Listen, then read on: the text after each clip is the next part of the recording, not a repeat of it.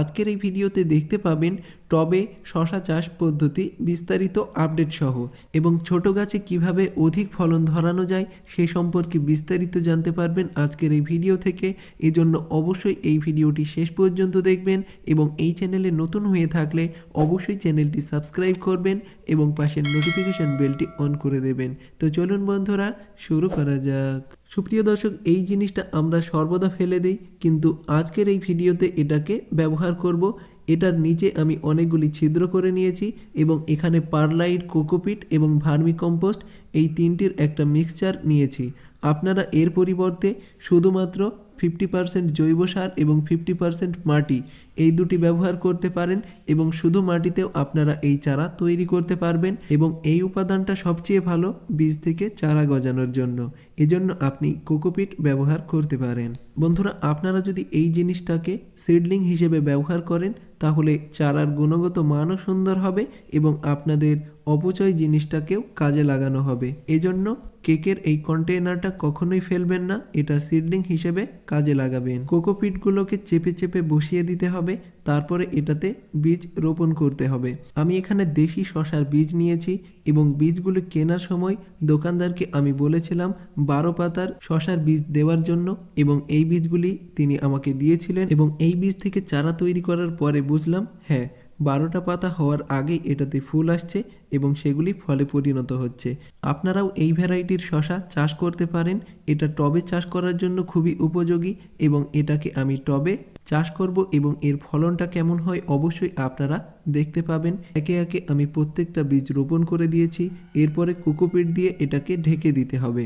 Cocopeat দিয়ে ঢেকে দেওয়ার পর এটাতে পানি প্রয়োগ করতে হবে, সামান্য পানি প্রয়োগ করবেন, তারপরে এই বীজগুলি জার্মিনেশন হবে। বীজগুলি রোপণ করার 5 দিন পরের অবস্থা আপনারা অবশ্যই দেখতে পাচ্ছেন, বীজগুলি জার্মিনেশন হয়ে গেছে। একটা বীজ বাদে প্রত্যেকটা বীজ জার্মিনেশন হয়েছে। এর জার্মিনেশন রেটটাও মোটামুটি ভালো। সুপ্রিয় দর্শক, এই ভ্যারাইটির শশাটা গরমের সময় খুবই ভালো হয় এবং ফেব্রুয়ারি মাস থেকেই গরম পড়ছে।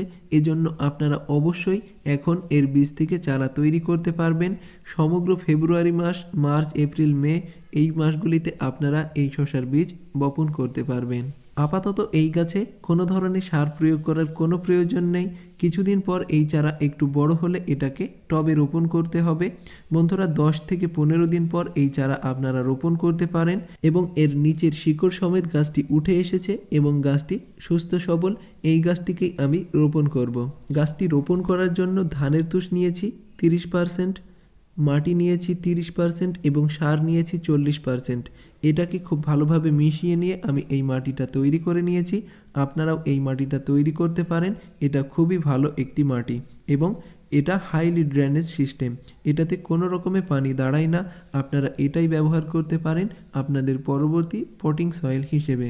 আলতোভাবে চেপে এই মাটিটাকে বসিয়ে দিতে হবে এবং মাটিটা বসানোর পরে এটাতে পানি প্রয়োগ করতে হবে। টবের মাটিতে যথেষ্ট পরিমাণে আর্দ্রতা আছে, এজন্য আমি সামান্য পরিমাণে পানি প্রয়োগ করব এবং মাটিটা যদি শুকনা থাকে তাহলে বেশি পানি প্রয়োগ করতে হবে এবং এই উপাদানগুলি যদি না থাকে তাহলে পটিং সয়েল হিসেবে আপনারা 50% জৈব সার এবং 50% বেলে দোআঁশ মাটি ব্যবহার করতে পারেন, সবচেয়ে ভালো হবে। এবং চারাটি রোপণ করার পরে 10 দিন অন্তর অন্তর এই গাছে সরিষার খৈল পচা পানি প্রয়োগ করতে হবে, তাহলে গাছের গ্রোথটা সবচেয়ে ভালো হবে এবং ছোট গাছেই আপনারা প্রচুর পরিমাণে ফলন পেয়ে যাবেন।